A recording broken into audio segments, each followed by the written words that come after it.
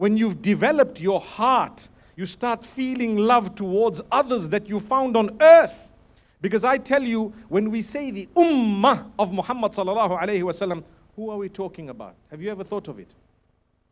There are two types of Ummah. One is the Ummah referring to all those who have responded to the message. They are known as the Ummah of Muhammad sallallahu alayhi wasallam.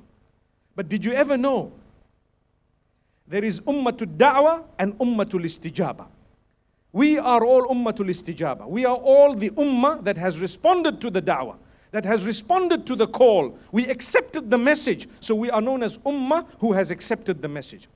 But the rest of the people on earth are all Ummat ad-Da'wah. They are all part of the Ummah who is receiving the message. Ummah of the Prophet. That's why the minute you say your Shahada, you join the smaller group known as the Ummah of Nabi Muhammad sallallahu alaihi wasallam, referring to those who've accepted it. I hope you've understood this.